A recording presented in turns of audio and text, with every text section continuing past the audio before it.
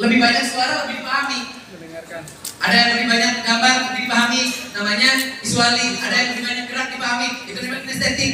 Tapi tidak ada yang full auditory. Semuanya harus multimode dalam pelajaran.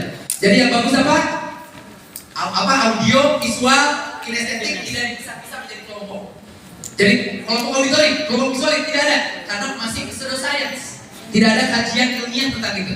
Jadi yang bagus apa? Dalam mengajar itu multimode aja. Ada suara, ada gambar, ada kinestetik untuk semua. Karena gaya belajar itu dinamis, tidak ada yang statis, tidak melekat sebagai learning profile, tidak melekat sebagai profil belajar. Tidak tetap, artinya apa? Dinamis. Kalau begitu daripada dikelompok-kelompokkan, mendingan multimode pembelajarannya di kelas deh.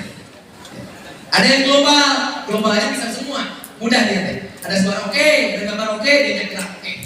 Termasuk saya senang gerak oke. Nah itu global berarti. Nah dalam pembelajaran ajaklah anak untuk mendengar aktif. Apa itu mendengar aktif? Mendengar yang ditindaklanjuti. Jadi terus nanda teh nanya, kita mendengar aktif.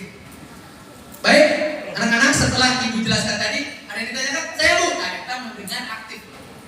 Kalau setelah ceramah tiba-tiba, baik anak-anak, assalamualaikum. Nah, kita namanya mendengar pasif. Jadi budak teh, ada bukan, wih. Ditambah banyak guru yang absennya nyebut budak karena itu hadir, nanti digoreng bapak ibu. Datang ke kelas, assalamualaikum warahmatullahi wabarakatuh. Siapa yang tidak hadir? Atau mau nggak jawab, gak terima. Tanya itu logical policy. Tanya yang hadir, bukan ayah di kelas. Lu gak hadir, nanti ditanya ke ayah di imam. Bapak yang belum mengajar besok itu, assalamualaikum warahmatullahi wabarakatuh. Siapa yang tidak hadir? Tangga cek kehadiran tidak perlu disebutkan satu-satu. Tinggali memang porsi ya, tapi itu berarti udah kurang karena wajib di kelas. Budi, saya diharapkan. Saya bu, kan ayah diharapkan. Jangan, kemana susahnya? Esensi. Kecuali kalau mau diapresiasi. Budi, Budi meresap datangnya selalu paling pagi. Bisa bercerita nggak kenapa datangnya selalu paling pagi? Saya mah bangunnya sholat subuh bu, bagus. Ujang mah kalau belajar tuh suka nyanyi baik. Kenapa? Orang tua saya suka nyetel lagu, suka masuk ke otak saya. Oke. Jadi belajar tuh lalu diajak ngobrol kayak itu bagus nih. Teman-teman. Nah jadi hukuman tidak ada, sudah diganti konsekuensi. Makanya di kelas ada aturan yang mengikat semua termasuk guru, sehingga jadi konsekuensi berubah. Kalau tidak ada aturan namanya hukuman. Contoh, ada anak yang terlambat datang ke sekolah, tapi belum ada aturan. Tiba-tiba kamu sekarang berjemur di lapangan upacara, nah itu hukuman. Kalau sudah ada aturan, hukuman itu berubah menjadi konsekuensi. Jadi yang diperbolehkan di dalam merdeka adalah konsekuensi apa? Tetapkan aturannya, kontrak belajar apapun itu. Setelah itu baru apa? Ada anak yang tidak mentaati aturan, dia akan sadar untuk dia bukan menghukum, untuk dia memberikan konsekuensi pada dirinya. Apalagi yang bagus mah restitusi. Restitusi mah dia sadar oleh dirinya. Masih ada waktu? Berapa menit lagi ya? 10 menit lagi. Nah di kurikulum merdeka juga sama, ada pembelajaran remedial bagi anak yang umumnya belum menguasai, yang laki-laki dengan metode yang berbeda. Bagi anak yang hampir sama dikelompokkan. Bagi anak yang beda banget di kelas itu layanannya individu.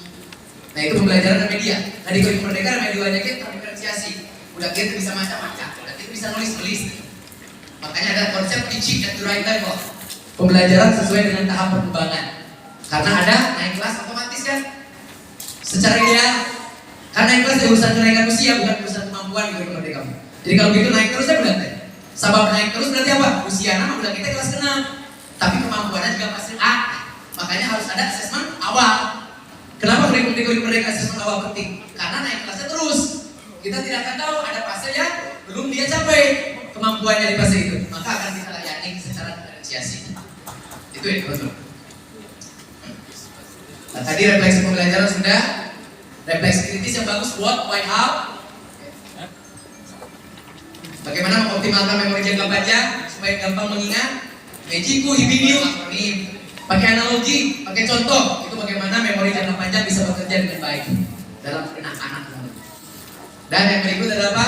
Bagaimana guru inklusif dan objektif dalam bekerja. Sekali lagi, inklusif itu apa? Gurunya banyak mendengar, mempertimbangkan. Objektif apa? Bicara, tapi dengan data, fakta, logis, nasional.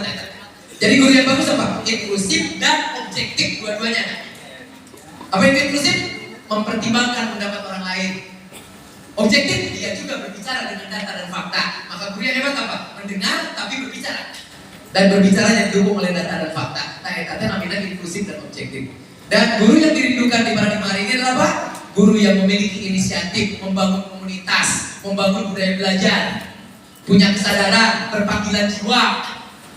Guru yang diinginkan. Ayat tadi soal.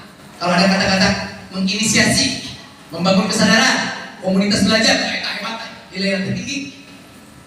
Jadi kalau ada soal yang begitu, skornya tinggi. Jadi pilih yang seperti apa?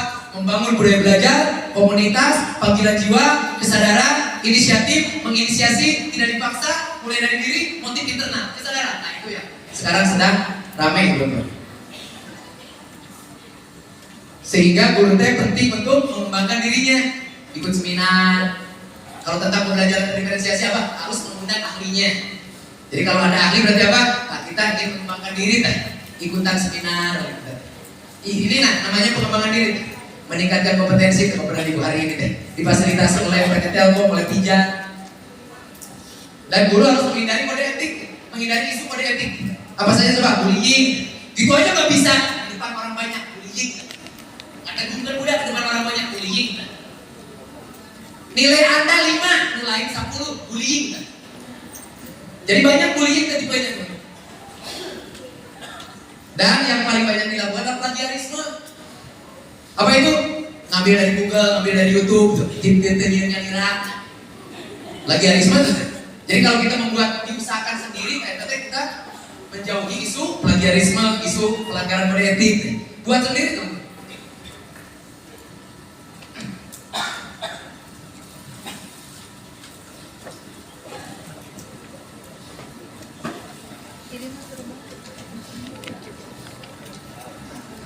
Ya, jadi 10 menit saya simpulkan.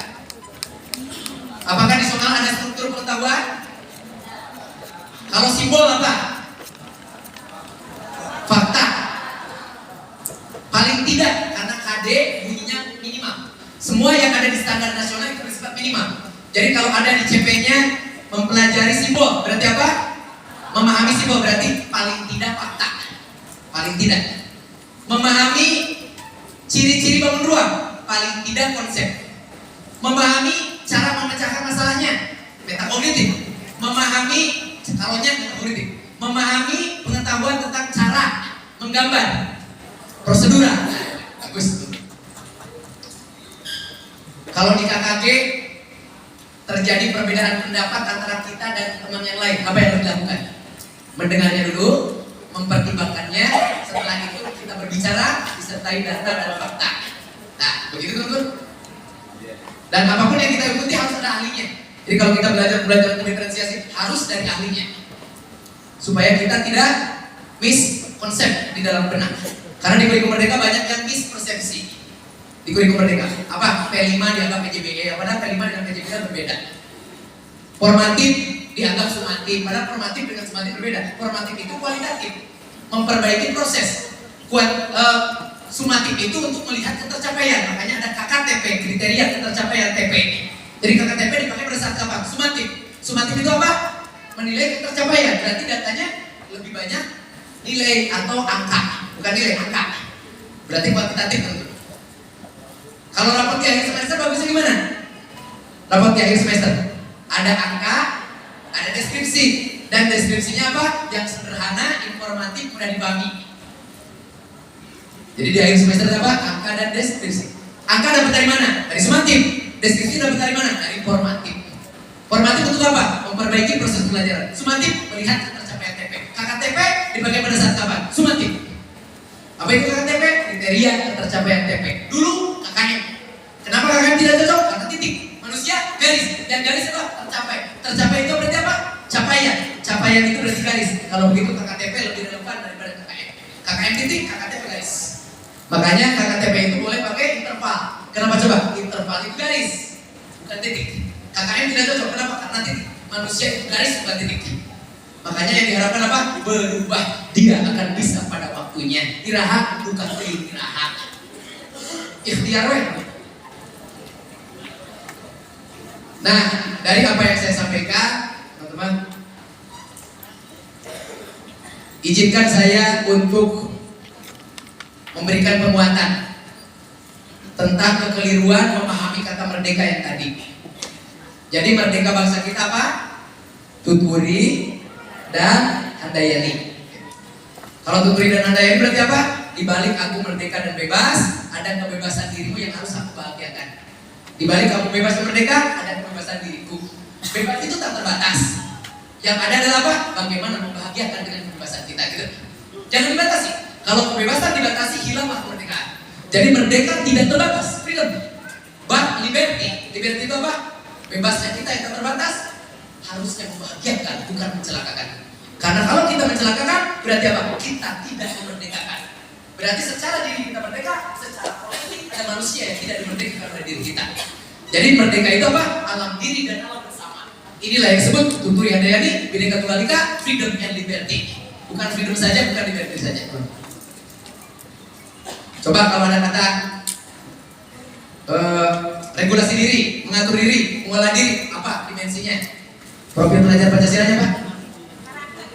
Mandiri. Kalau ada kata-kata memeriksa, memeriksa fakta, data, logis, rasional, menggambar, orisinil, fleksibel, beda dengan yang lain, unik, kreatif. Alhamdulillah. Ayah semangat gitu. Kalau guru mengajar langsung ditutup dengan assalamualaikum, mendengar aktif bukan? Bukan. Itu namanya mendengar pasif.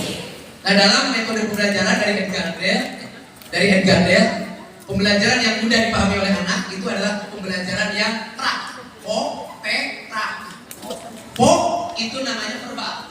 Itu 10%. Membaca, menyimak itu kurang bagus. 10-20%. Rada bagus apa? Visual. Visual itu apa? Mengamati gambar. Tapi mengamati gambar kalah oleh mengamati video. Mengamati video kalah oleh demonstrasi. Kata Edgar Dale. Yang berikutnya apa? Berbuat lebih bagus. Apa itu berbuat? Presentasi. Berbuat. Diskusi kalah oleh presentasi. Presentasi kalah oleh berbuat. Apa? Simulasi, bermain peran, melakukan hal yang nyata dalam kehidupan, eksperimen, itu lebih bagus. Coba, menurut Edgar Dale, lebih bagus eksperimen atau demonstrasi? Eksperimen. Lebih bagus simulasi atau diskusi? Simulasi. Lebih bagus diskusi atau mengamati video? Lebih bagus diskusi. Kan verbal, visual, terlibat, berbuat. Oke, saya ceritakan. Membaca buku kalah oleh mendengar. Mendengar kalah oleh mengamati gambar. Mengamati gambar kalah oleh mengamati video. Mengamati video kalah oleh demonstrasi. Demonstrasi kalah oleh diskusi. Diskusi kalah oleh presentasi. Presentasi kalah oleh simulasi. Simulasi kalah oleh bermain peran. Bermain peran kalah oleh berbuat nyata dalam kehidupan. Bisa dibagi. Nah, untuk melatih nalar kritis, eksperimen itu bagus. Jadi metode eksperimen bagus untuk melatih kemampuan nalar kritis anak. Bagaimana membangkitkan nalar kritis anak di kelas? Kalau anak bertanya disuruh menjawab sendiri, tanya nalar kritis. Bu, itu apa? Menurutmu apa? Oh, nah,